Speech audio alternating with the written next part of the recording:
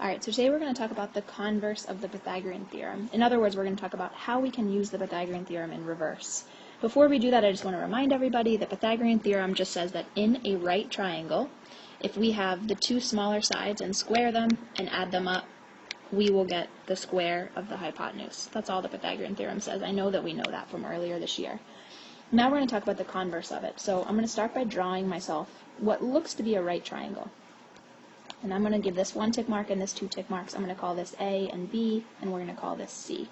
The converse says that, let's say I knew what A and B were, I knew the measurements. The converse says that if I looked at the measurements and I squared C, and then I looked at A and B and I squared them and I added them up, if they satisfied this equation that I just wrote, if they satisfied this C squared equals A squared plus B squared, if they satisfy that, that means that this must be a right triangle.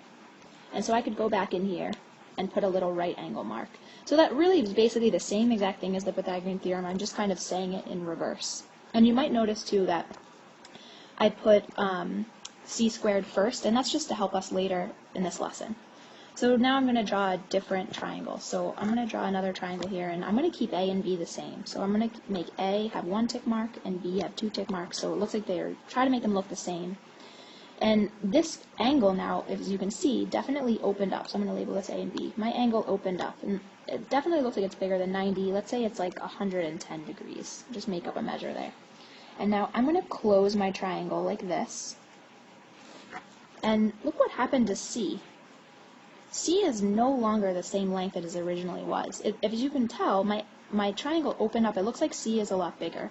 So let's see what happens here. For my equation, A and B are exactly the same. So if I added A and B squared, A squared and B squared together, I'm going to get the exact same thing.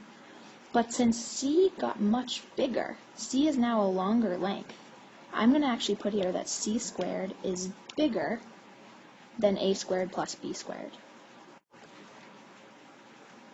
Alright, now I'm going to do one more triangle down here. I'm going to do this one in red. So I'm going to keep A and B the same length again, but this time I'm going to draw my triangle so that A is kind of inverted in, B is going to try to look like the same length, and I'll label this A and B. So A and B, again, I kept them the same length. Now look what happened to my little angle in there. It's so small. It's smaller than 90 degrees.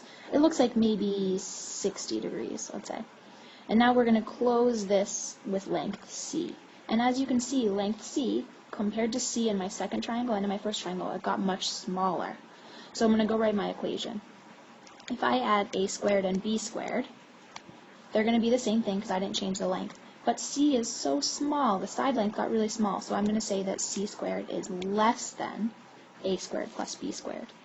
Now let's go up and see what this tells us about our triangle. So with the second triangle, remember, when I said that C squared got really big, the triangle that it made was an obtuse triangle. If we look at the measure that I assigned to it, it's 110 degrees. And then the third one, as C got really small, when we shrunk it in, this triangle became an acute triangle. So what this means is that the converse of the Pythagorean theorem, if I find A squared and B squared and plug them into this equation, if I compare how C is to A squared plus B squared, it will tell me what type of triangle I have. It'll tell me if I have a right triangle, an obtuse triangle, or an acute triangle. Alright, so we're going to do an example together here to see how we can use the converse of the Pythagorean theorem. So the example, take a second to write this down. I drew a triangle here. I labeled the sides 6, 8, and 12. And the example says the directions classify the triangle by sides and angles. So actually, to start this off, if I want to classify this by sides, our options for classifying by sides are scalene, isosceles, and equilateral. We can look at this right away. Our three sides are all different. This triangle is scalene. So I have that part done, classified by sides. Now I just have to classify by angles. Classifying by angles, my options are, is this triangle obtuse, is it acute, or is it right? And as you can see in our picture, we don't have any angles drawn. So I have to classify this without knowing any of the angles. And how I'm going to do that is I'm going to plug it into my formula. I'm going to plug it into this formula, C squared. I'm going to check if it's equal or not to A squared plus B squared. So I'm going to put a question mark over the equal sign because we actually don't know if it's equal or not. So let's plug in and see what we get. So in a right triangle, C is always the biggest side. So I'm going to look at my triangle. 12 is the biggest, and I'm going to put 12 where C is. So 12 squared. I want to see if that is equal to, or how it compares to A squared. So I'll put 6 in for A. And B squared, I'll put 8 in for B. So let's do some math here. 12 squared, that's 144.